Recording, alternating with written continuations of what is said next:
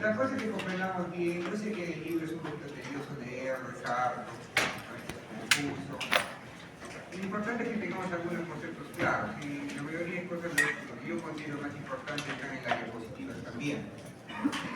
Que tenemos que recordarlo y al final nos va a servir para conocer algunas patologías. Al final hay una patología que también lo dice Gaito, ¿no? Pero al final la idea de nosotros es hoy día terminar con la parte motora, el día viernes terminar con la parte sensitiva, el día lunes terminamos con toda la parte inicial de neurotransmisores, inicio de fotografía y liberación también. Y con ello, al final, en la parte del día viernes, terminaremos con la parte de funciones superiores, aprendizaje, memoria, todo esto. Con intención que la próxima semana tengamos todo lo que es fisiología. ¿Para qué? Para que en la próxima tarea que venga, ahí hicimos todo lo que es patología.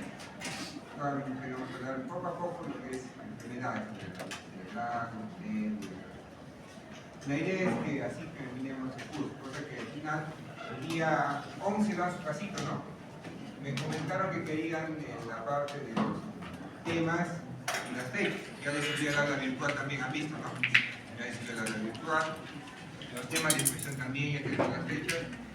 Hasta que el día 23 de octubre hacemos nuestras exposiciones, tenemos las 2 horas y cuarto para hacer las exposiciones.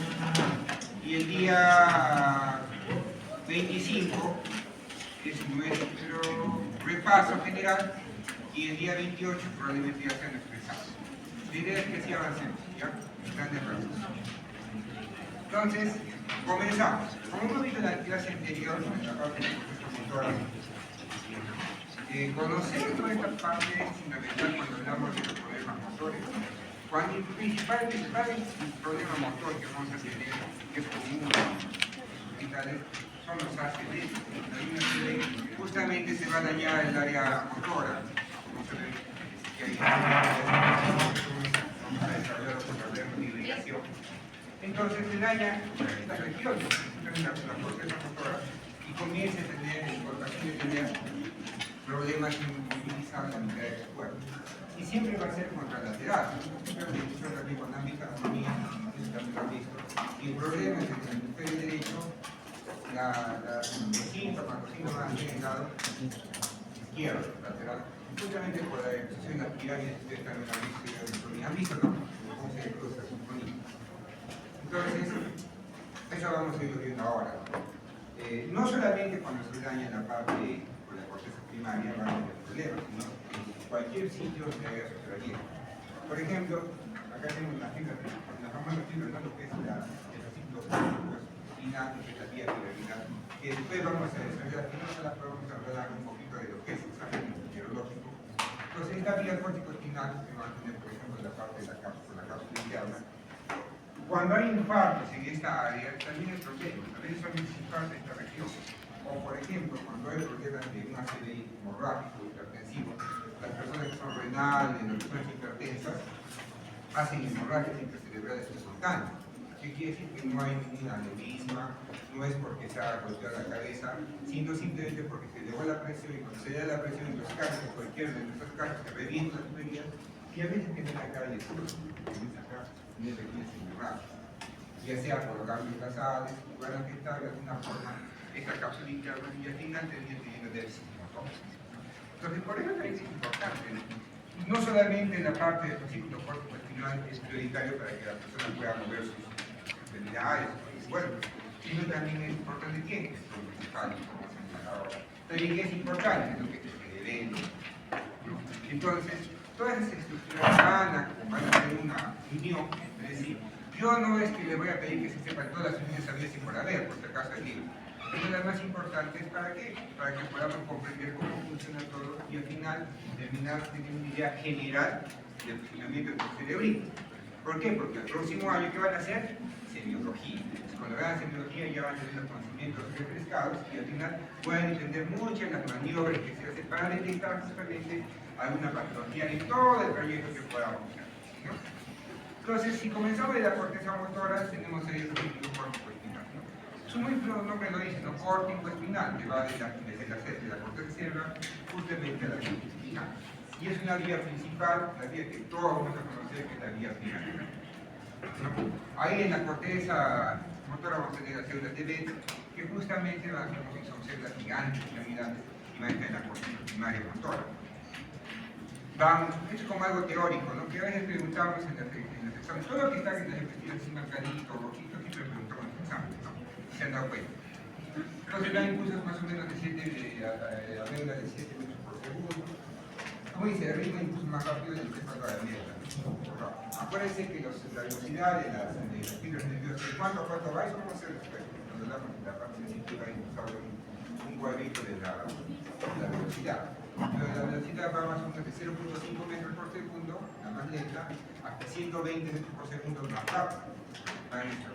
¿Y de qué dependerá que vaya más lento o más rápido? De la vaina de mielina. Pero si tiene una buena vaina de mielina y es una fibra gruesa, transmitirá mucho más rápida la información. Si es una fibra mielínica, probablemente va a transmitir la velocidad mucho más lenta. Creo que no necesita ahí. Para que me comprenda.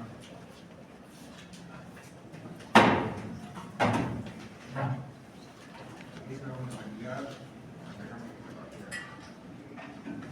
Pero recién, eso próximamente.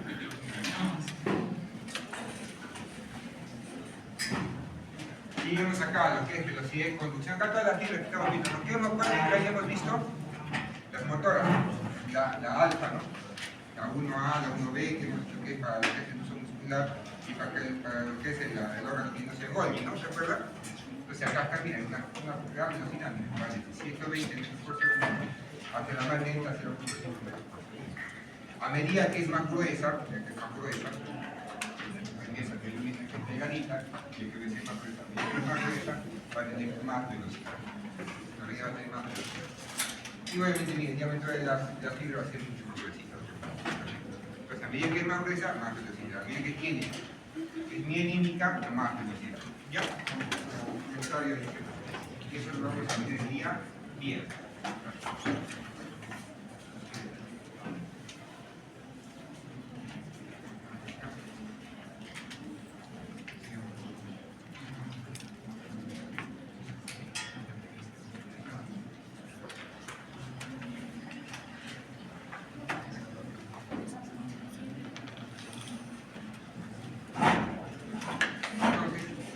Lo que estamos comentando, tanto los ganglios basales, el tronco encefálico, el cerebro, todo sí le va a dar muy importante para que nosotros podamos desarrollar una corrección motora.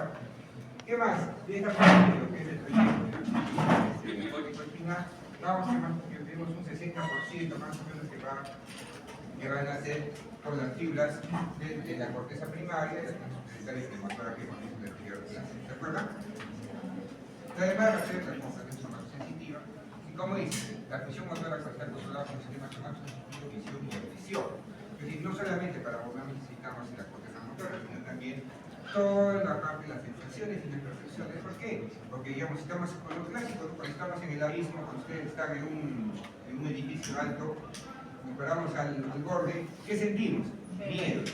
Y ya queremos reaccionar hacia atrás, tenemos que tener un poco de inestabilidad. ¿Por qué? Porque acuérdense que la parte de la audición, bueno, que no es un guardatorio de reacción, porque todos ellos de alguna manera van a dar información para que el cuerpo se mueva de forma espontánea primero y también se anticipe muchas veces a los movimientos.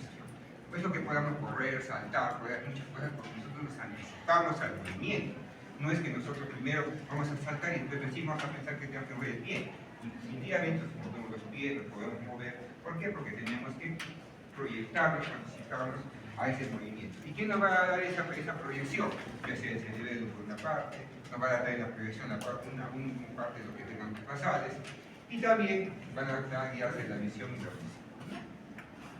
Eso va a ser lo progresivo. Sigamos avanzando.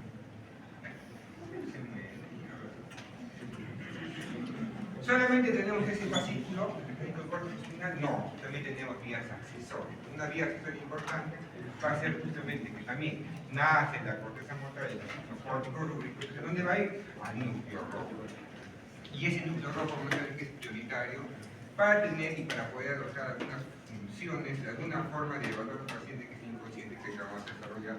Y este núcleo rojo ya va a mandar un fascículo también. ¿Cómo se llama el fascículo? Fascículo rubro, espina, rubro viene rojito, rubro, espina. Que al final también va a ser utilizable la parte motora, pero van a ser justamente el núcleo rojo. ¿Por qué es importante el núcleo rojo? Como hemos visto acá, va a dar una retroalimentación somatosensitiva de la corteza motora. ¿Qué quiere decir? Va a ser un control de la precisión y la contracción muscular. ¿Qué quiere decir contracción muscular? Si yo me contraigo mi músculo del bíceps, ¿cómo va a ser mi postura? Hacia abajo, en la flexión. ¿No? Entonces, cuando este núcleo rojo se daña, cuando no se daña, vamos a tener posturas de decorticación y de descerebración. ¿Alguna vez he escuchado eso? Sí. ¿Cuándo hemos escuchado eso, por ejemplo, de decorticación y de descerebración? Cuando ustedes han hablado de escala de Glasgow. ¿Se acuerdan de la escala de Glasgow? Entonces ahí teníamos postura de decorticación, postura de descerebración, y al final uno es cuando, por ejemplo, no se mueve nada. ¿De cuánto a cuánto va la escala de Glasgow? De 1 va de 0, de 3 a 15. ¿Ustedes cuánto de Glasgow tienen? 15, hasta 11 dice. No, 15, no todo está lúcido, no todo está menos calmado. Entonces, cuando evaluamos esa parte de cada etapa, ahí vemos lo que es descerebración y decorticación. Descerebración y decorticación. Entonces, cuando hablamos de lo que es descerebración, ¿qué quiere decir descerebración? ¿Y qué quiere decir? Decorticación. Decorticación, la corteza está mal. Y si está mal la corteza, esta parte de acá está mal la corteza, ¿qué van a primar? Estímulos flexores, por ejemplo, uno de ellos va a ser la parte del núcleo rojo. Y si el núcleo rojo está predominante y va a tener un tipo positivo de contracción, ¿cómo se ve esa postura? De flexión. Cuando en un paciente tengamos un paciente que tengamos una decorticación, es decir, que su cerebro está, la corteza ya no está funcionando, ¿cuál va a ser su postura? Estimulamos con un dolor, ¿cuál va a ser su postura? Decorticación. Pero ¿qué pasa cuando hablamos de descerebración? ¿Qué quiere decir? Que por debajo, inclusive por debajo del núcleo rojo está dañada. El núcleo rojo por debajo del núcleo rojo está dañado.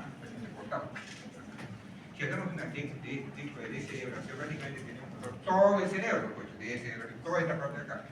Entonces, ¿quién va a primar? Estímulos extensores. Al final, ¿cómo va a ser su postura entonces? Cuando van a cuidar al paciente, empiezan a estimular con dolor, ¿qué va a hacer el paciente? Va a hacer postura de descerebración. ¿Estamos de acuerdo? Entonces, una postura de decorticación, por ejemplo, una serie podría dar una postura de decorticación, ¿sí? Y una descerebración es cuando un infarto cerebral masivo, una hipertensión masiva que esté generando presión en esta parte de lo que es el tronco encefálico, y ya el núcleo rojo no funcione, un ACV intentando el núcleo rojo, por ejemplo, ¿qué vamos a dar? Postura de descerebración. ¿Y cómo va a ser la postura de descerebración? ¿Estamos de acuerdo? ¿Se van a olvidar? Pero que no, sigamos avanzando. Entonces, como dice, sí, a eso van a estar dos alas, tanto la parte piramidal, que es el fascículo córtico espinal, con la parte del fascículo rubro espinal que nos van a dar el sistema motor lateral de nuestra mente. ¿Está clarito? Puede ser que alguien mire luz al lado opuesto, yo tengo al lado opuesto, o adelante la vía ciliar, que es una vía accesória. ¿Qué vía sería esa? La rubro. Sigamos avanzando. Entonces, una vez que ya llegó tanto lo que es el fascículo rubro espinal como el fascículo lo que es córtico espinal, ¿a dónde van a ir? A nuestras neuronas, que van a ir a nivel de dónde? Nuestra estimulación de las motoneuronas nebulares. Entonces, estas fibras córtico espinal y la rubro espinal terminan en las interneuronas. Como ves acá tenemos una serie de interneuronas. Y al final también pueden terminar directamente. ¿Cuándo nos conviene que termine directamente? Cuando hay movimientos finos de sus manos. Por ejemplo, van a traer un movimiento que, digamos, de cortar papel o algo específico, pelar la papa, por ejemplo. Es un movimiento ya aprendido, ¿cierto? Entonces, de frente tiene que llegar prácticamente a la parte de los músculos que van a hacer esos movimientos, ¿no? En cambio, si queremos ya más conexiones para ver cuando van a tener contacto con las interneuronas, ¿no? Sigamos avanzando. Entonces acá tenemos, por ejemplo, un costadito que señaladito los dos rubros, ¿no? Fascículo rubro espinal, lo que es fascículo córtico espinal. Córtico espinal y lo que es fascículo rubro. Como eso hemos dicho que es lateral, motor lateral, que ha visto en un punto lateral, costadito, prácticamente el fascículo rubro espinal y lo que es el córtico. Sigamos avanzando. ¿Qué más? Después pasamos a la parte del tronco encefálico. Como hemos visto la parte del tronco encefálico, vamos desde las clásicas, ustedes saben, inclusive están más ahorita fresquitos en la anatomía que yo inclusive, ustedes han llevado un poquito en la anatomía, saben ya bien la parte de la crónica, la parte metodológica. Entonces ahí tenemos las clásicas, ¿no? Que es el mesencéfalo, la protografía y el grupo. Como dice, esta zona va a ser el relieve de señales, y al final, ¿qué vamos a tener ahí? Dos tipos de nichos reticulares y núcleos vesticulares. Y al final, ¿para qué va a servir justamente estos núcleos? Para dar equilibrio y movimiento del cuerpo hacia el conjunto, coordinación. Esa coordinación lo van a ver bastante tanto en núcleos gangliobasales como también la parte del cerebro. Entonces, cuando se, por ejemplo, se lesiona el cerebelo, cuando se vamos a ver más arribita,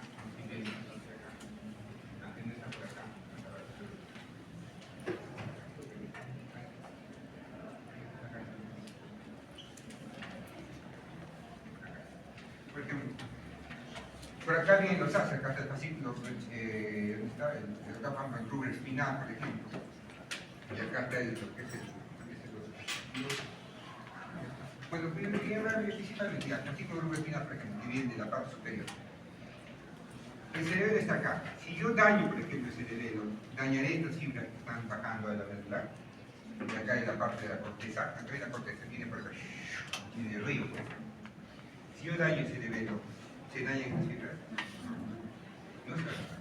Es por eso que cuando hay problemas de cerebelo, no se altera, mejor dicho, el movimiento, va a tener un movimiento la persona, pero podrá ser un movimiento coordinado. Ese es el punto.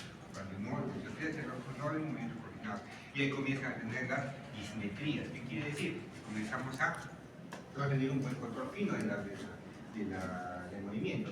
El clásico ejemplo es que hagas un dedito, o una parte acá.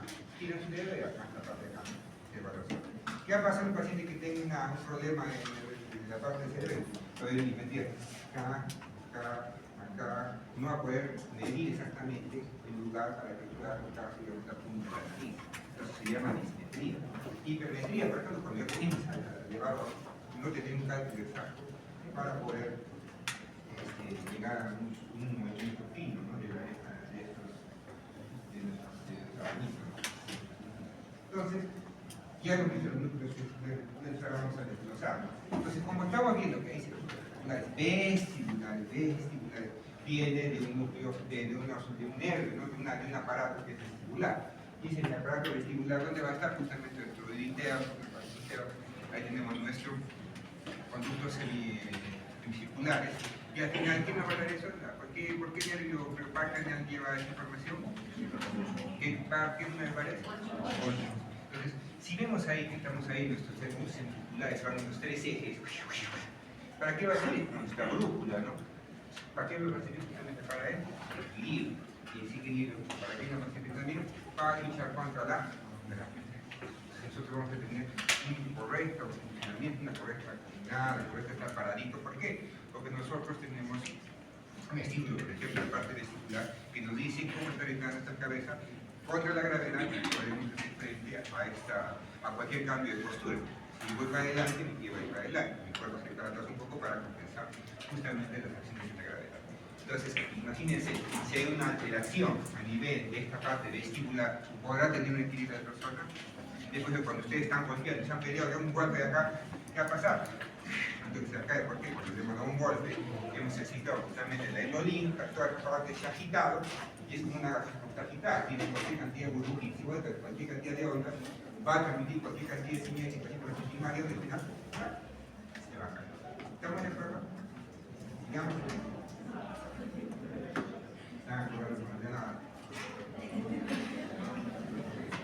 Pues yo no entiendo ese deporte que han visto, que se ponen ahí, Pobres, que se quieren ahí, no quieren desmadrados. Bueno, ahora vamos a los núcleos reticulares. Hemos visto que tenemos acá núcleos reticulares y vestibulares. Vamos a la parte de los núcleos reticulares. Y si hablamos de la parte de los núcleos reticulares, tenemos dos núcleos importantes. Y ambos son antagonistas, ¿no? Uno va a compensar al otro. El primero cuál es el núcleo reticular espinal continuo. El tercero núcleo reticular espinal vulvar. Continuo, vulvar. Entonces, por ejemplo, cuando está con rojito existe, cuando está con azulito, relaja. ¿Sí? Contrario. Entonces, este núcleo reticular espinal continuo llevará el fascículo reticular espinal continuo. Y este fascículo reticular espinal continuo, ¿para qué va a servir? Para excitar núcleos antigravitatorios. ¿Cuáles son los núcleos antigravitatorios? Núcleos de la columna y los extensores.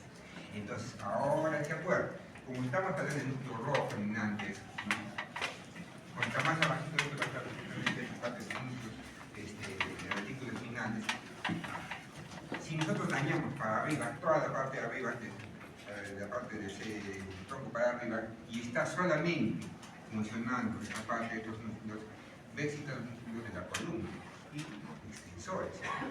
¿Qué postura va a tener el paciente? Extensor. Va a ser una postura de decorticación, de degeneración. ¿Degeneración? ¿Decorticación? Al revés. ¿Cómo es? Degeneración y decorticación es así. Y degeneración. Entonces, ¿por qué va a estar degeneración? Porque acuérdense que va a ser músculos de la columna. La columna se va a contraer, ¿sí o no? Se contrae mi extensor. Flexión, extensor. ¿Qué postura va a hacer la de degeneración? Decorticación, va a ser perfecto por el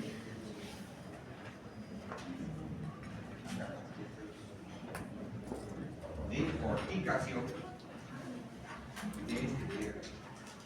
Se van a olvidar así. ¿Quién tiene por qué falta su facción? Sigamos avanzando. Entonces, los núcleos reticulares vulvares son básicamente de relajación. Ustedes te van a ir contra este cercano. Relajan los núcleos antigravitatorios. Entonces, ¿quién va a estar generalmente activo? La parte, los que somos dos núcleos para la parte de controlar justamente ¿cuál va a estar full trabajando? ¿Quién va a controlar los fascículos en los núcleos vesículos espinales vulvares? Justamente relaja. Mientras que este contrae, este relaja. ¿Está clarito? Siempre le gusta bonito, ¿no? Para poder controlar nuestro movimiento. Y acá tenemos como es el lateral, por ejemplo, acá tenemos el fascículo vesículo espinal vulvar, va a ser algo lateral. Y la parte que es el fascículo vesículo espinal continuo, que es el fascículo continuo, en esta parte de acá. Y el fascículo reticular, que estamos mirando el fascículo espinal. Entonces, ¿estamos de acuerdo con esto? ¿Está clarito? Entonces, ¿qué estamos viendo? Los núcleos reticulares. ¿Para qué nos falta ver? Los vestibulares. Núcleos vestibulares. ¿Cuántos núcleos vestibulares? Tenemos este núcleo vestibular que nos va a dar fascículos. Tenemos fascículos vestíbulo, espinal lateral y vestíbulo espinal medial. ¿Dónde van a estar? Como es lateral, costadito, y medial, o al centrito. Lateral y medial. ¿Y cuál va a ser la información que van a llevar? Van a llevar también señal excitadora antigravitatoria. O sea, prácticamente como quiera. ¿Quién va a reforzar? Parte de los núcleos retículos espinal continuo. ¿Estamos de acuerdo? Entonces tenemos excitación del núcleo reticular continuo. ¿Y excitación de quién? De la parte de los vesículos reticulares laterales mediales. ¿Estamos de acuerdo? Entonces, como eso vemos acá, que decimos fascículo, vestíbulo espinal lateral y medial, más el fascículo vestíbulo espinal continuo, la señal excitadora a los núcleos antigravitatorios. ¿Quién está en contra de eso? Los núcleos vestíbulos espinales. ¿Estamos de acuerdo? Entonces, dos siempre va a ganar contra uno, ¿sí? Después, cuando se daña al final, ¿qué vamos a tener? Más excitación que relajación, y entonces tenemos una estructura de desintegración. No nuestra postura de ¿estamos de acuerdo? Espero que cuando estén llevando las tecnologías no se van a equivocar. ¿Sí? ¿Cómo dice? Control selectivo del músculo de respuesta al aparato vestibular. Entonces, este aparato vestibular es prioritario justamente para llevar información sobre el estado de nuestra cabeza en relación a nuestra gravedad y justamente para poder ejercitar o relajar nuestros músculos contra la gravedad. Entonces ya hemos visto esta parte, y no sé de qué academia es. Interesante, ¿no? Aquí para arriba, para abajo. Para arriba de corticación, para abajo de deshidratación. Entonces, si deshidratación es más abajo. Entonces, ya cuando hay deshidratación, por ejemplo, comienza a deshidrar, será más grave que la decorticación, o será menos grave.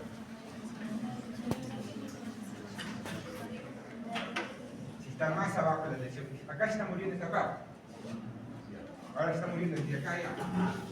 Cuando está más abajo la lesión, más grave, ¿sí? Porque más abajo un poquito más, muerte encefálica. Entonces, cuando el paciente está con decorticación, viene el paciente se ha chocado, se ha caído el árbol de la yunzai en la cabeza. Y el primero lo mira, está tratando, como borrachito, ya, sin hablarlo, ¿no? Ya comienza a no contestar. Ya sin dolor comienza a hacer esto. Ya está descorticando. Y hay que llamar a la ambulancia que transferir. Y después, gracias al estímulo, ya está descendiendo. Si cae la ambulancia en la mitad del camino, bueno, ¿por qué? Porque estaba probablemente un hematoma epidural, una herida trasiva en la cabecita, un trauma de severo, que poco a poco está saliendo la sangre, poco a poco empezó a tener problemas con la corteza, toda la corteza, y poco a poco empieza a aumentar la presión, va enclavándose el paciente, ¿qué vamos a tener? La lesión justamente del tronco. ¿Qué vamos a tener ahora? Posturas de deshidratación. Y al final, nada. No hace ningún tipo de movimiento. ¿Qué puntaje sería? 1. Puede ser que 1 el puntaje en la parte del movimiento motor es descalibrado. 2. Deshidratación. 3. De cortización. Más puntaje, mejor respuesta neurológica. Menos puntaje, menos respuesta. Entonces, ¿cuál es peor? Y peor que la deshidratación, no me mueva nada. Está haciendo dolor, por todos lados. Nada. Entonces, ya prácticamente estamos y próximamente la muerte. Entonces, ahora pasamos a la parte del aparato vestibular, ¿no? Entonces, nuestro aparato vestibular es prioritario para darnos información sobre el equilibrio, ¿no?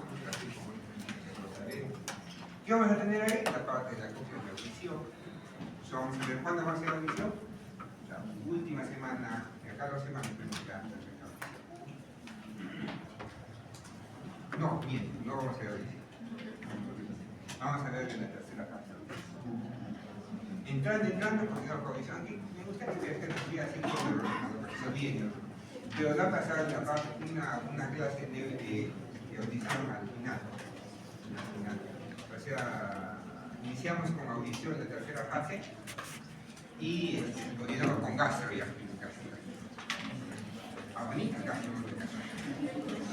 Entonces, ahí tenemos la audición de la copia, vamos a ver y ahora que tenemos acá los sensitizadores, al final van a dar información sobre lo que es el equilibrio. Una clase que ustedes ya lo saben que el colegio tiene que hablar ahí. En la parte de lo que es nuestra mácula, está nuestra mácula acá, no la determinamos. Pero al final de cuentas va a estar construido lo que es un ciclo exacto y lo que va a hacer que sea la parte va a ser funcionado, va a servir mucho para orientar la cabeza en relación a la gravedad. Para orientar la cabeza en relación a la gravedad. Y tenemos lo que es un ciclo exacto. Entonces, un ciclo que va a ser el plano horizontal y el sacro es plano vertical. El sacro que acá está el ciclo. Entonces, ¿por qué va a ser esa parte importante? Porque cuando estamos en el ciclo de ese plano horizontal, va a ser posición vertical. En cambio, en la parte de lo que es exacto, parte en plano vertical, y nos va a servir cuando el paciente tiene el cubito rosado o el protecha. ¿Por qué va a servir eso? Ustedes como que digan su agüita. ¿Qué es nuestro agüita? Si el paciente está, que se llama en plano horizontal, no tenemos un nivel ahí, declaración, estoy declaradito de posición vertical, va a servir justamente para medir el nivel. Pero si yo me digo, va a servir, ya no va a servir. Si tengo que poner ahí, tengo que poner de forma vertical, para que cuando yo me eche, ahí sí que se llama, tenga la misma funcionalidad, ¿no? Justamente eso va a servir. Entonces acuérdense que el círculo va a ser para la posición vertical y el cálculo va a ser para seguir cuando estemos en descuido los ciertos. Entonces van a ver que los abuelitos sufren bastante. Cuando ustedes van a echar a un abuelito en la cama y le dicen, oye, para poner una enemita, pues van, ay, quiero que me caigo, y ellos te van a decir así, estás en la cama, no quiero que me caiga, ¿por qué? Porque están también estimulando, están estimulando y ellos ya tienen problemas motores, ¿cierto? Entonces al final son bien sensibles. Muy aparte de eso, que tienen motoritos en la parte de sus oídos internos, que muchas veces se mueven de forma exagerada y pueden generar una sensación de caída. Justamente ellos van a ver bastante sobre lo que es el equilibrio, ¿no? Y también pasa cuando tenemos un problema, cuando hemos, no sé, ustedes van a ver cuando, a veces pasa, ¿no? Fíjate cuando somos ya mayores, ¿no? Están digamos, haciendo algún ejercicio, están digamos, agachados, se levantan bruscamente, o hacen un giro en la calle bruscamente y comienzan con mareos. Mareos, y siguen con mareos. ¿Y por qué? Dicen, no, el que se te ha movido un otolito. Ese otolito, justamente, ¿para qué va a servir? Justamente como son calcificaciones que van a acordar los signos en función de la gravedad. Pero como están calcificados y ha habido una alteración justamente en la movilidad brusca de estos otolitos, generan estímulos repetitivos, que no son ya en situación de la gravedad, sino ya son remanentes de una mal funcionamiento de este otolito. ¿Y el por qué va a quedar entonces? Con mareo, que se piensa que se quiere estar la cabeza con un costado. Entonces, si yo estoy parado y pienso que estoy con un costado, ¿qué va a hacer? Va a querer caer, porque el piso va a pedir que se esté bien. Entonces, a final de cuentas, ¿por qué se va a dar? Con los otolitos mal ubicados. ¿Qué dicen que hay que hacer? Va a querer el otorrino. ¿Para qué va el otorrino? Le tienen que hacer movimientos posturales de la cabeza. Se trabaja hacia adelante, un costado. ¿Justamente para qué? Se va a reacomodar los otolitos. ¿Para qué? Para que ya tengamos una sensación de gravedad. ¿Estamos de acuerdo? Sigamos ahora. Y obviamente tenemos la clásica que tenemos la pilosa, ¿no? La cabeza, que al final va a llevar información por quién? Por el nervio del espíritu. ¿Qué parte del nervio es?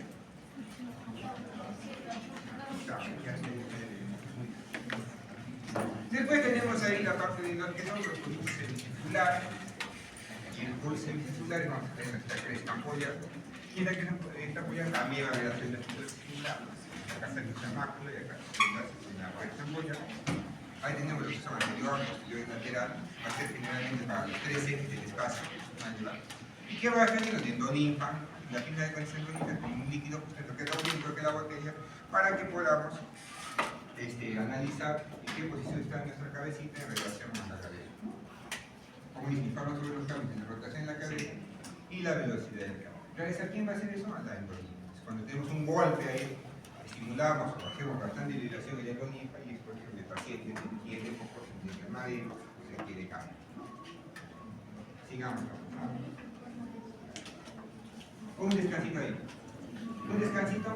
Un descansito. Nos quedamos ahí. 5 minutitos.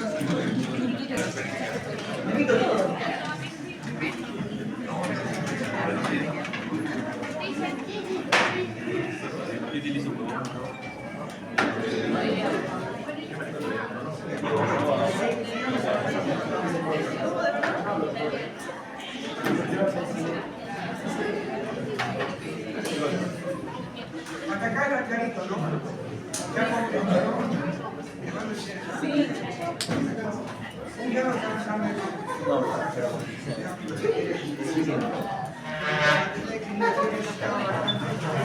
El aparato vestibular. Auriculares,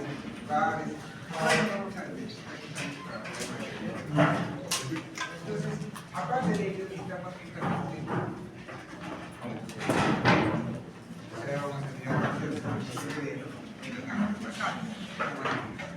¿qué vamos a mirar? Para mantener aquí lo que necesitamos, información progresiva de la presión de quieto. ¿Cómo llevaríamos información de la parte de distancia? A través de se van a llevar desde la parte final hacia la parte cerebral. Por ejemplo, tenemos la parte de espino cerebroso. Cuando hablamos de espino cerebroso, y los anteriores, ¿cuál era? Córtex espinal, o la córtex espinal. Pero en este ejemplo, por ejemplo, que tenemos espino cerebroso. Espino, que es comienza en la médula y no va a terminar. Estos casitos, al final va a llevar información al cerebro. ¿Para qué? Para dar información justamente. Para dar información de función propioceptiva. ¿Qué quiere decir? Cómo está la presión de pies, cómo está la presión de pies, todo esto. Aparte, información interoceptiva. Cuando uno corre, viene, el terror se conoce. La parte del cuerpo. Toda esa parte va a ser justamente como el fascículo que va de la médula espinal hacia la parte del cerebro y hacia la parte del cerebro. Y aparte de ello que tenemos también lo que es información visual. Imagínate, cuando están caminando cerca de un acantilado, se quiere caer para el acantilado. No mire, cierra los ojos, mira para adelante. ¿Por qué? Porque esa información visual nos va a generar de una otra manera anticipada. ¿Qué tal si me caigo? Si me caigo, tengo que seguir para atrás. Ese hecho de que yo siga para atrás o hacer cualquier tipo de maniobra, lo que va a generar es que me altere la movilidad normal. Ya lo caminamos normalmente. Si yo lo tapo prácticamente los ojos, va a caminar normal. Pero si yo comienzo a tener información visual, estamos cerca de un acantilado, cambio completamente nuestro caminar. Ya no puedo caminar normal, porque normalmente haríamos y que no tendríamos información visual. Por eso es prioritaria esta causa. Entonces, al final, ¿dónde vamos a recibir la información? Del medio vestibular. Al final, vamos a llevar al medio vestibular, eso se va a llevar a la información al cerebro, a los vestíbulos, a los fascículos espinales, que hemos visto también, al tronco encefálico. ¿De dónde va a llevar información? Justamente de la parte del medio vestibular. Y ese medio vestibular que hemos visto que nos va a llevar información sobre cómo está la cabeza, la gravedad y los tres ejes de nuestro cuerpo. ¿No? ¿Dónde va a llevar información? Y es prioritario conocerlo también en la parte de nuestro cerebelo, es decir, en la parte posterior que tenemos en el lóbulo globular. ¿No han visto ese lóbulo globular en anatomía? ¿Para qué servirá? Es el más antiguo, ¿cierto? Más antiguo. ¿Para qué va a ser exactamente la parte inicial cuando nosotros empezamos con primates, porque hasta reptiles probablemente? Lo primero, ¿cuál va a ser? Si no, no va a poder terminar. Entonces, es la parte más antigua. Entonces, tenemos que la función principal va a ser el equilibrio terminal. Más antiguo. Primero que vamos a caminar justamente la parte de equilibrio. No podemos caminar. Y acá tenemos, por ejemplo, el nervio vestibular que estamos diciendo ahí, va a llevar información de varias regiones, va a llevar a cerebelo, a todo lugar. Y al final va a llevar información sobre cómo está en esta capacidad,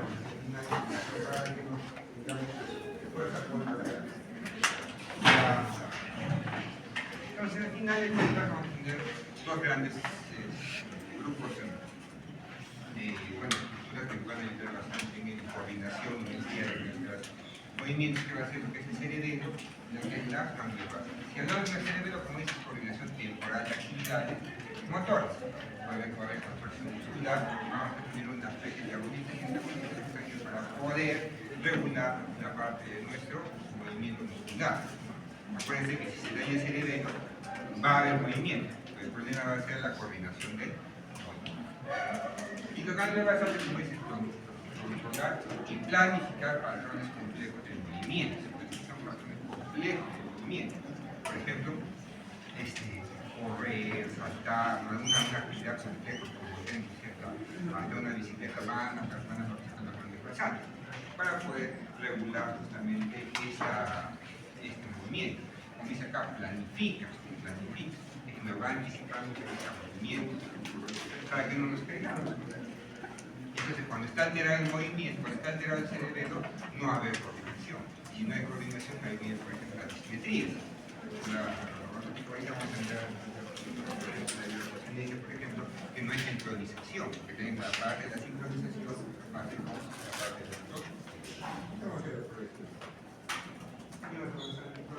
Si hablamos ya de los cerebros en sí, va a ser utilizar bastante energía rápida, como dice, la desaparición del cerebro lo va a llevar a no parálisis, pero no coordinación.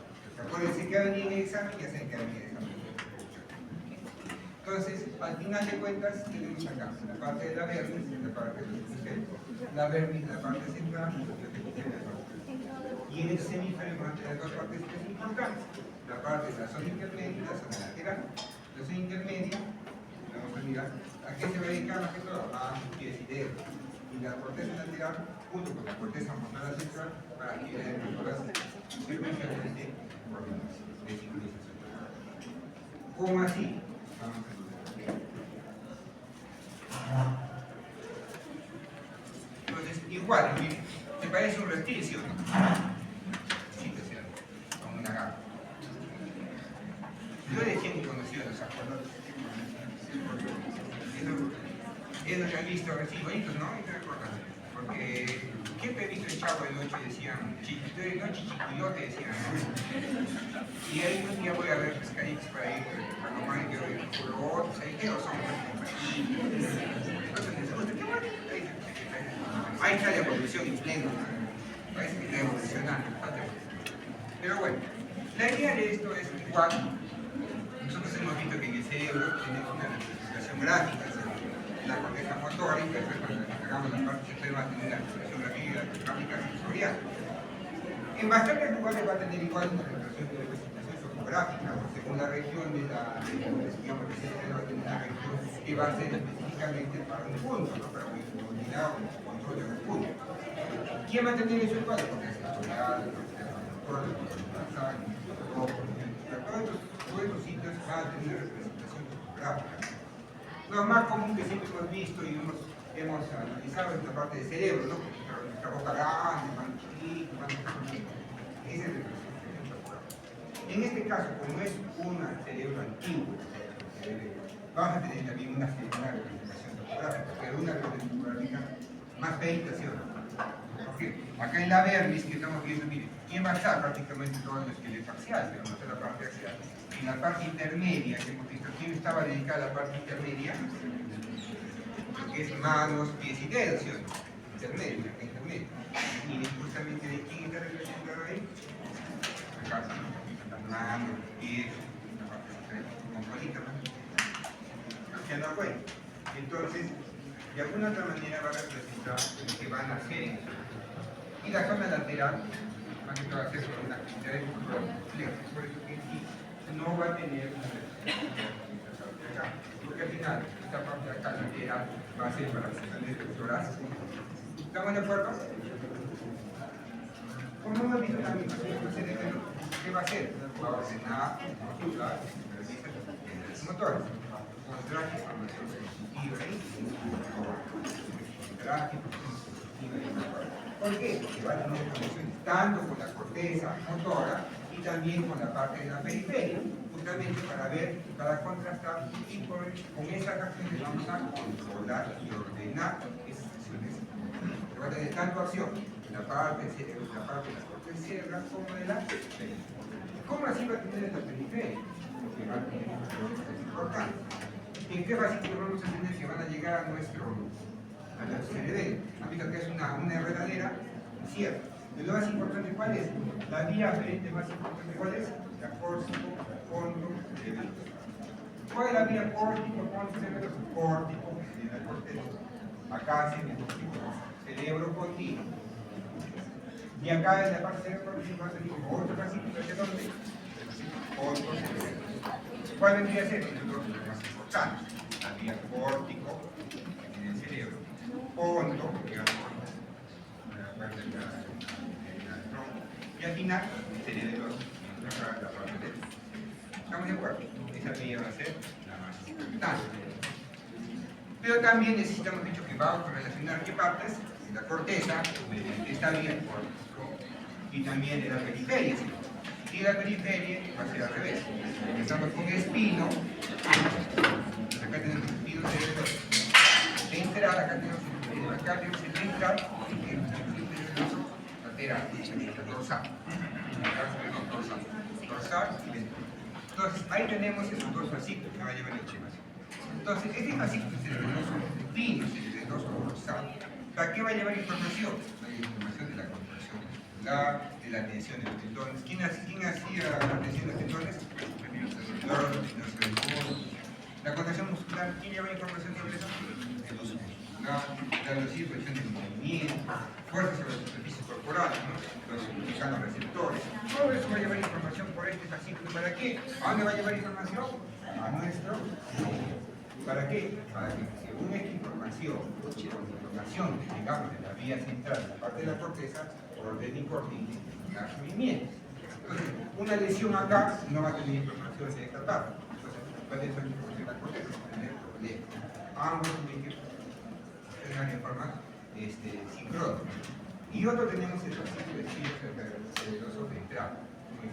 ¿Qué va a tener? ¿Qué es lo importante de este fascículo? Que va a tener una copia de diferencia de la alta anterior. ¿Qué hacía en la parte de la alta anterior de la parte anterior? ¿Y de qué partía de ahí? Partían las motoneuronas. Y las motoneuronas alfa, por ejemplo, llevan información de qué? De la contracción muscular. ¿Para qué nos servirá eso? Pues una copia de diferencia. ¿Qué quiere decir? Que yo, por esta vía ventral, es como que yo miro la orden que está mandando al músculo. ¿Qué orden está mandando al músculo? Contráete. Es como decir, a su hijo le dicen, trae el pan. Acá dice la orden. Y le manda una copia. ¿Sabes qué? Cerebelo está diciendo que traigas el pan. Una copia. Sabe el cerebelo que va a traer el pan. Y por la parte latidorsal, ¿qué va a pasar? Vamos a tener la realidad. ¿Trajo o no trajo eso? ¿Estamos de acuerdo? ¿Por qué? Porque ahí vamos a tener información de la comunicación. Puede decir acá, sí, le he dicho que traiga el pan, pero trajo o no trajo el pan. ¿Quién va a decir eso de la parte? La parte dorsal. ¿Por qué? Porque va a tener información de la contracción, de la extensión de los músculos, de la parte del opuesto que hemos visto. Lo que sucede en la realidad. Esto es lo que ordena. Acá lo que ordena. Acá lo que realmente ha pasado. ¿Está clara esa parte? Se van a olvidar, acuérdense que la parte dorsal, la realidad y la parte ventral, lo que es, se ordena, la parte lo ordenado y acá lo real. Pues se habla de una copia de diferencia. Pues dice, más la relación con las áreas anteriores y señales de diferencia que van a tener una copia de diferencia en la ¿qué tiene la anterior? ¿Quién hacía? ¿Está claro? ¿Está fácil? Pues acuérdense por acá, por la parte ventral, lo ideal. Hemos mandado la orden. En la parte dorsal, si se cumplió, no se cumplió, la orden. Digamos. ¿Sí me han comprendido esa parte, no? Digamos así. Entonces, seguimos viendo que se llama la parte de los días aferentes. Vamos a tener también vías interesantes. Los olivocerebelosa, las vesiculocerebelosas y las vesiculocerebelosas. Cada uno va a tener alguna parte interesante. Las olivocerebelosas, ¿qué van a decir? Van a tener información también intestinal, de la formación muscular, de la formación basal, de la corteza motora. ¿Dónde va a ir la información? A la corteza. Por supuesto que todos los cerebros se encargan justamente de poder verificar informaciones propioceptivas para ver cómo está la realidad del movimiento. El siguiente, tenemos vestíbulos cerebelosos, la vía aferente. Este vestíbulo cerebeloso, aún dirán que se debe decir vestíbulo. Viene la parte vestibular, tiene que ver todo con lo que es la parte del equilibrio. ¿Y quién se encargaba de la parte del equilibrio? El lóbulo. O sea, ¿dónde va a ir? Al lóbulo. Y por último, la vértebra. Va a llevar información justamente de la formación articular, va a través de la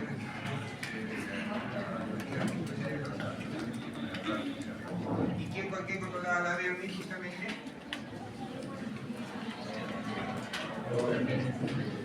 ¿Recuerda que controlaba la vértebra? Todo el tronco axial. ¿Recuerdan todo eso? Y aquí estaba el tronco axial.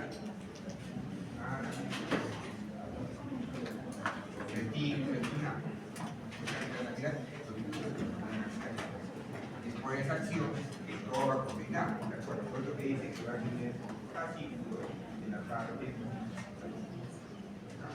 la posición ventricular. Justamente vamos a tener que controlar la columna axial. ¿Para qué controlamos la columna axial? ¿Para qué sirve la columna axial? Para todos los movimientos de la ventricular. Está clarito, está fácil, está muy bien. Entonces, ya, ahora vemos la parte de salida, ¿no? Las diferencias. Salidas diferentes. Entonces, es una medalla igual, cualquier cantidad. Lo importante es que lo tengamos que, digamos que tengamos núcleos, ya saben, ustedes, tal, pues, así. Núcleo lineal de núcleos así, ¿de acuerdo? Sigue siendo el doctor Muñez. ¿Qué es así? Estamos haciendo el conocimiento de esta parte de acá. Y en la parte de acá,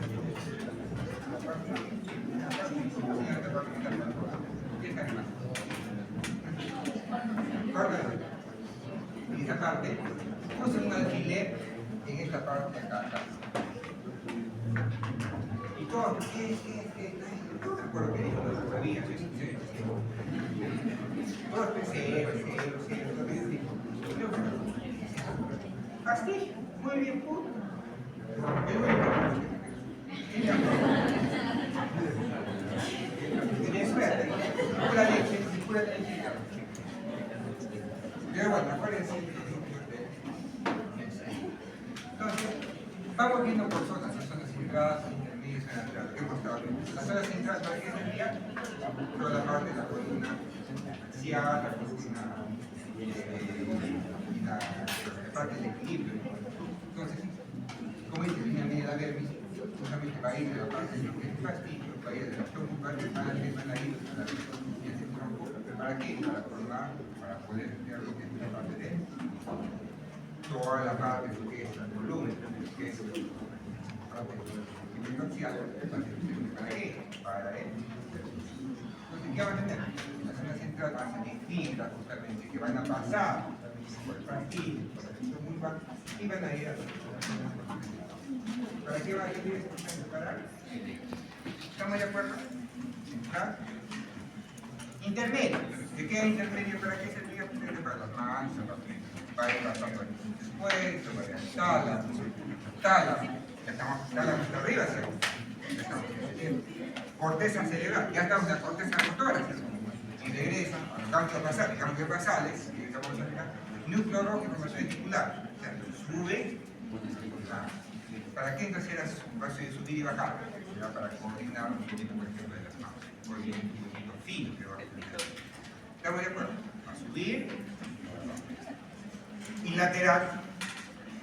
Ahí pues el núcleo dentado, como el pie, vaya al tálamo, a la corteza cerebral y después nuevamente va a bajar. ¿Para qué va a servir a eso? Coordinación de movimiento. Igual, sube. ¿Estamos de acuerdo? Entonces, lateral, ¿para qué va a servir? Para coordinación de movimientos específicos que estamos viendo. General. Intermedia, generalmente para manos. Y la central, ¿para qué va a servir? Para el esqueleto, acción de la acción de la gravedad. Entonces, como es antigravedad, la parte central, los músculos, nos servirá que vaya hasta la parte del cerebro también. No, pues es algo que nosotros no estamos pensando en no caer, ¿no? En cambio, para mover la mano, necesito ciertos pensar. Para poder que siga haciendo un movimiento excesivo de movimiento, necesito pensar. Como necesito, requiero que esta información vaya al cerebro, sea consciente y pueda digamos casi. En cambio, para la parte del equilibrio no necesito pensar que ya aprendí. Está clara esa parte. Sigamos avanzando. Entonces, hay otra que nos pone un libro que es interesante, que puedan conocer. En la parte de la continuidad, funciones de la nuclear profunda. Generalmente un necesitatorio y otro que esta parte es inhibitoria. ¿Cuál es inhibitoria? La célula de cualquier cosa que hacemos sencilla experiencia, personas que vienen de nivel, la parte de una información positiva de información. Otro tipo de aferencia, que los músculos te vaya a ver información, justamente a la parte de la fibra nuclear profunda. Y después tiene una célula de Purkinje. La célula de Purkinje va a ser prácticamente una aferencia inhibitoria. ¿Y para qué necesitamos que sea inhibitoria? Justamente para controlar, este cerebro va a controlar, va a coordinar, va a supervisar y va a sincronizar los movimientos. movimiento. Entonces, ¿quién va a hacer esa señal inhibitoria de control? Justamente la célula D. Entonces, esta célula nuclear profunda, según la inhibición, no inhibición, realizada por la serie de Cauchy, junto con la señal de aferencia, recibe una señal fina de aferencia para que podamos adecuadamente coordinar una buena metría los movimientos que vayan por el. ¿Estamos de acuerdo? Si no hay esto, prácticamente va a haber movimiento, pero no va a haber la figura para ese movimiento, ni la sincronización. ¿Estamos de acuerdo? Parte. Como es, lo del equilibrio va a ser una amortiguación de luz, una sincronizador de precisión, y aprende a corregir errores de control.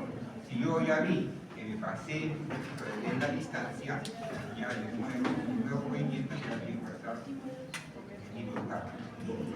Y comienzo mal, o sea, prácticamente no hay una corrección de errores, porque no está computado, no está funcionando adecuadamente.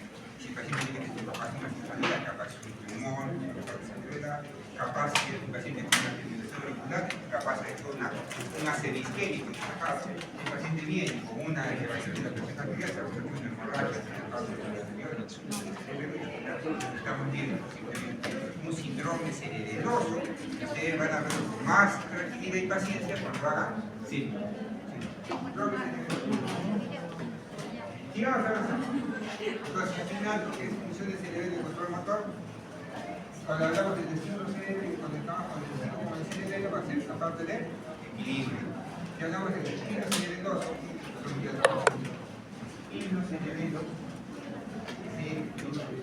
¿para qué va a ser? Cuando son intermedios, vamos a ver las manos, de la corrección del movimiento, vamos a determinar rápidamente una prueba de información en la propiocepción externa y vamos a ver cómo sacar la realidad. Acuérdense que el cerebro va a mirar lo que es la realidad, pero que también se ordena. Va a contrastar las dos cosas. ¿De dónde mira la realidad? Y a mí viene por el fascículo espinocerebeloso ventral y también en la parte de la corteza. Y la realidad, ¿por qué no va a mirar la realidad? Por el fascículo espinocerebeloso dorsal. Y al final, para correr. Al final, el tema, ¿qué más tenemos? El cerebro cerebeloso va a ir a la parte lateral. Y al final, planifica, organiza y sincroniza los movimientos. Como dije, son las laterales. ¿Quién llega a las zonas laterales del cerebro? Ahí viene la parte de la corteza motora, zona sensitiva, premotora. Prácticamente, ya la parte superior baja justamente hacia la parte del cerebro para dar información. ¿Para qué justamente va a ser? Para planificar, organizar y sincronizar los movimientos. ¿Estamos de acuerdo? Y esa es la imagen que vemos acá. Primero tenemos acá nuestros músculos y vamos a llevar información de los músculos. De acá hacia la parte del cerebelo, el fascículo, ¿no? Lateral, ventral y dorsal. Después le damos a hacer la información, también la corteza motora. Y la corteza motora baja la información. Daña la zona del cerebro hacia abajo. Aquí vamos a tener esa ida y bajada que hemos estado viendo, planificará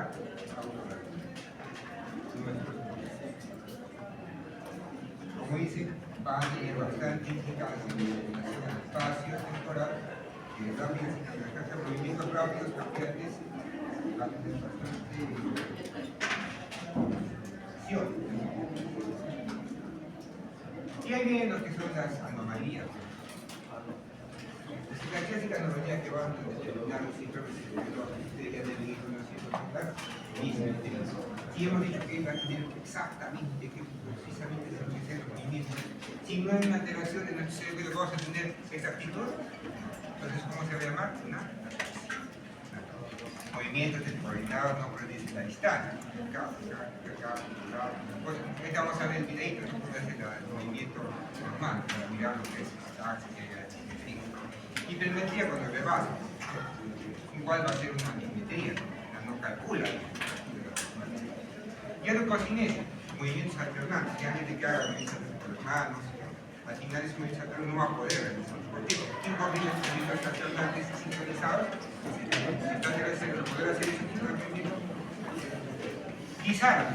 ¿Qué quiere decir guisar? Para poder hablar necesitamos movimientos coordinados también. Si no entendemos que el no va a poder coordinar, no puede tener el paciente guisar. Un poco menos frecuente capaz, más va a ser el campo. Nistar, movimientos rápidos dentro de los ojitos. También hay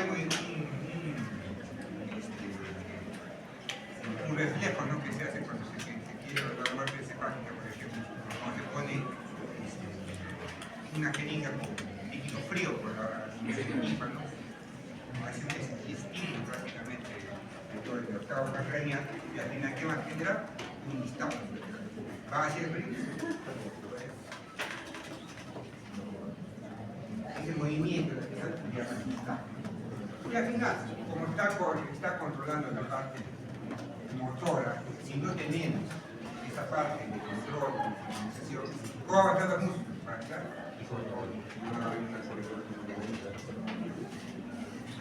Entonces vamos a mirar acá.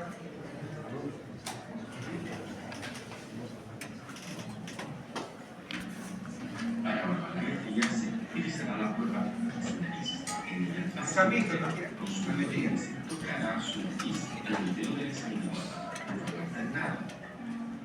Realmente, ¿no?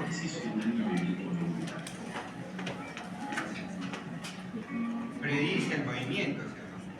Hay una buena localización. Para la evaluación de la eficiencia, se le solicitará al paciente realizar un movimiento alternado de pronosupinación del antebrazo y mano, la mano y contrarreloj. Ya no puedo. Realizar movimientos rotatorios de la mano. Yo más con muchas cosas.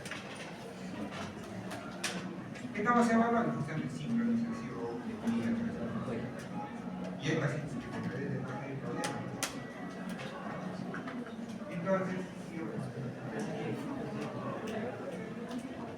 Entonces está clara esa parte, ¿no? Se van a olvidar, yo que no, ya está bien, hay problemas de equilibrio, el aparato vestibular y lo nuestro. Entonces nosotros pasamos a los que son los cambios pasados. Si estamos manejando los razones que están más fresquitos en anatomía, sabe de localización. Para las próximas clases, cuando hagamos ya la parte patológica, les voy a traer parte de tomografías, que vayan repasando las medidas, para que puedan ver ubicación anatómica, para que podamos predecir el paciente. Si hay una acá, por ejemplo, mira, un poco a ver un paciente, un acceso en la región. Entonces, como tenía una presa en esa región, ¿a quién estaba interfiriendo? La causa interna. Y entonces generalmente la vía no tenía problemas motores, tenía una disminución de la fuerza de la izquierda. Entonces hay una manera de decir la identificación de lesión, la lesión que como se consigue específicamente. Entonces los núcleos básicos, los locales, al final los grandes, ¿no?, que son la parte del núcleo caudal, y por el núcleo caudal, y también va a pasar de la causa interna, que es muy grande y efectivo, prácticamente la parte de y vamos a ver, como han visto, hay una gran relación prácticamente de todo lo que es el nivel, la parte de lo que es el bulbo, siguiendo con lo que es los músculos, inclusive para la información que tiene que llevar, y también buscando la parte de la corteza. Pero ahí viene, digamos, pasa por el tálamo, y al pasar por el tálamo, vamos a tener una de tálamo. Y eso cambia de lo más importante que vamos a hacer cuáles son, son las.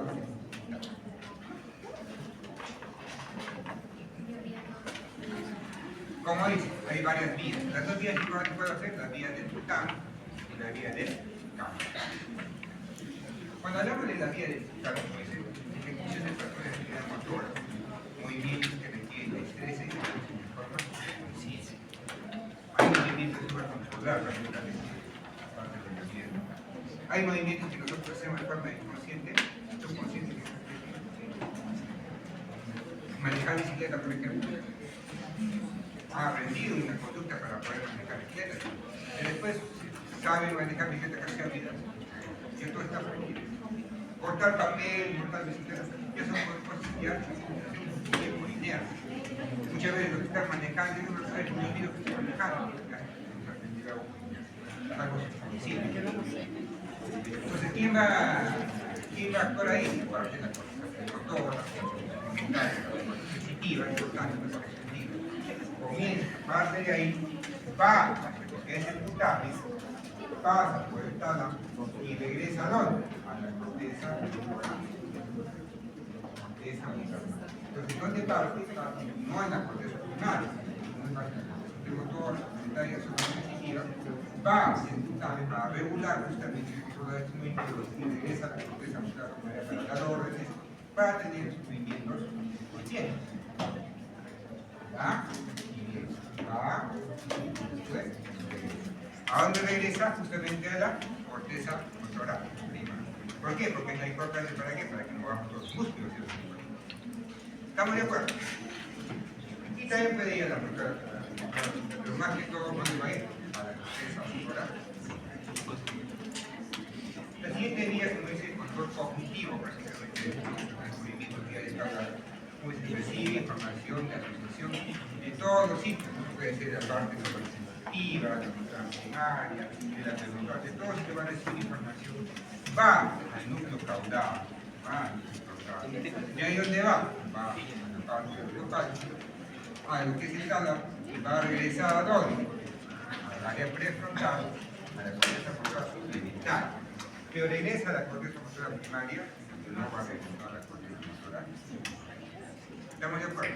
Es la gran diferencia entre la vía del caudal y la justamente, ¿a dónde va a regresar? ¿Y dónde va a regresar otra? Acá. Esta tenemos que regresar. No regresa a la corteza. ¿Por qué no regresa a la corteza motora primaria? Porque el otro tiene que ser consciente. Necesitamos que ordenar, no, el frente va a la primaria para que ya esté la orden directa. En cambio, en la que es consciente, en la vía cognitiva, va a las otras cortezas para que explicamos. La idea es que se va a realizar y tomemos conciencia. Recién nosotros enviemos la señal consciente de hacer o no hacer las cosas. ¿Estamos de acuerdo? Después que no vale directamente la pues personas que de un león empezamos a tener la actividad cognitiva, sabemos que esta persona sabe que es un león y al final rápidamente ayuda a tomar decisiones de fuga. Ya sabemos, conocemos que el león nos va a matar y si no corremos, vamos a hacer lo que es la biosubjetividad. ¿Estamos de acuerdo? Acuérdense, la vía del putamen y la vía del caudal. La vía del putamen regresa ¿a dónde? A la corteza motora primaria y la vía del caudal no regresa a la corteza motora. Otros sitios también a la corteza motora. Igual cuando tenemos alteraciones, modificarse con ese movimiento, por ejemplo, escribir una letra, vamos a tener alteraciones que rigen tamaño, por ejemplo, las alteraciones de los ganglios basales. Una copia, por ejemplo, una acumulación acá eléctrica en relación a los demás, al final de cuentas vamos a tener una acumulación de todas las cosas que nosotros hemos aprendido. Puede ser que, por ejemplo, al realizar una letra A, por ejemplo, nosotros ya sabemos conscientemente cómo es una A, cómo es un círculo y cómo se llama un reloj, pero acá el paciente no va a tener esa idea, por eso mismo, formando lo hace de forma simétrica, completamente irregular. Y acá, pasando a los neurotransmisores que vamos a tener en la parte de lo que es el órgano basales, ¿quiénes tenemos? Pues primero los que llegan, ¿no? hacia nuestro órgano basales, que tenemos, vamos a enviar el próximo martes, ¿no? Todos los efectos que pueden llegar. Y al final, ¿qué vamos a tener? Los principales que van a estar acá, ¿qué van a hacer? Acá tenemos la acetilcolina, tenemos la parte del gamma, el ácido gamma butírico, y tenemos la parte de la dopamina. Creo que esos son los principales neurotransmisores. Entonces, tanto el GABA como la dopamina son sustancias inhibitorias, ¿no? Son sustancias inhibitorias. Entonces, cuando hay alteración prácticamente en el equilibrio entre la dopamina y lo que es el GABA, vamos a generar alteraciones en la coordinación y en prácticamente la regulación de los movimientos. Entonces, ¿quién tenemos ahí patologías importantes? Dos patologías importantes. Igual lo vamos a ver más cuando hagamos la parte patológica, pero igual lo vamos a estudiar con la clásica enfermedad de Parkinson. Bastante seguramente los papás capaz pueden sufrir enfermedad de Parkinson común. Y al final, ¿qué vamos a tener ahí? Es una degeneración de la sustancia negra. Ahí la sustancia negra. ¿Qué producía la sustancia negra? Dopamina. Si no hay dopamina, habrá que se llama sustancia inhibitoria, por eso no hay inhibitoria. Entonces no va a haber neuronas dopamina. ¿Qué va a tener el paciente? Va a tener rigidez, va a tener dolor, fino,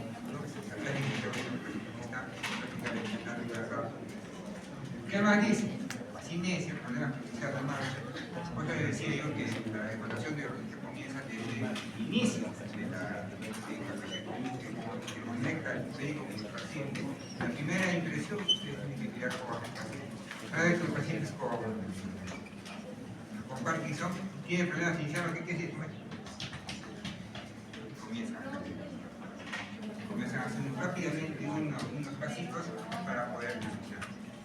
Comienza a tener una visión más rígida, un poquito más como triste, se mira, no genera retornos cognitivos, pero sí genera depresión. Imagínense que el artritis de Parkinson, saber que eso va a ir degenerando, al final va a haber peor y al final se convierte en una enfermedad discapacitada. Poco a poco, a medida que avanzan los años, comienza a destruirse más cantidad de medicación para poder controlar todos los síntomas. Entonces, si no hay dopamina, ¿qué le va a dar? Similar a la dopamina, levodopa. Y esa levodopa que va a quitar el cuerpo, poder sustituir la cantidad de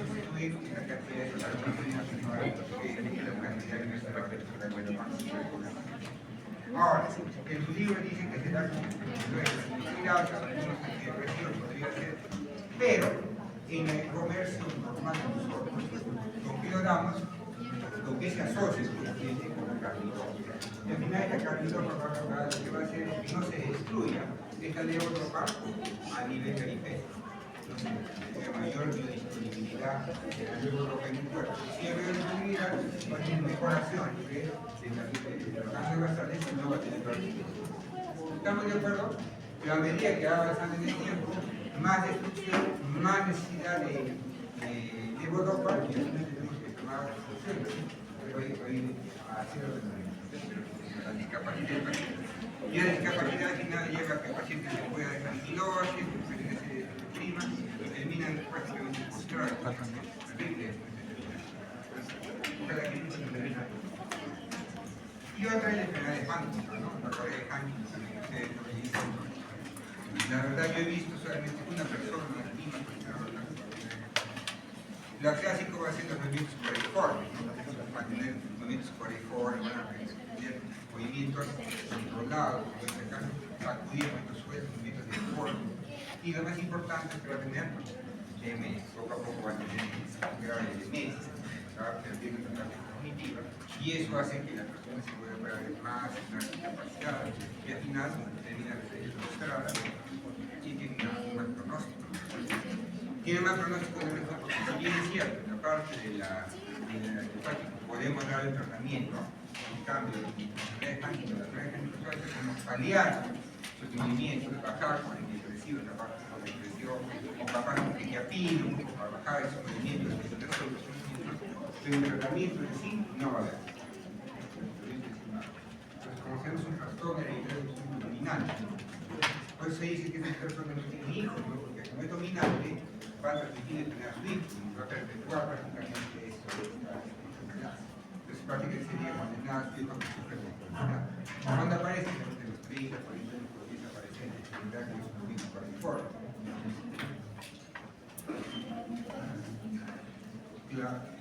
Claro, en este caso lo que estamos viendo es la parte de los neurotransmisorcitos. ¿Qué hay transversor que se mete acá? Que es el GABA y lo que es también la acetilcolina. ¿Qué ha pasado? No hay distribución, hay una parafina que poco a poco se va dividiendo, estos niños que están cargados con el putane. ¿Qué quiere decir que están esteroides imputables? GABA. No hay GABA, no hay opositor, de acuerdo. También poco a poco se va perdiendo la secreción de acetilcolina y eso también dificulta poco a poco mayor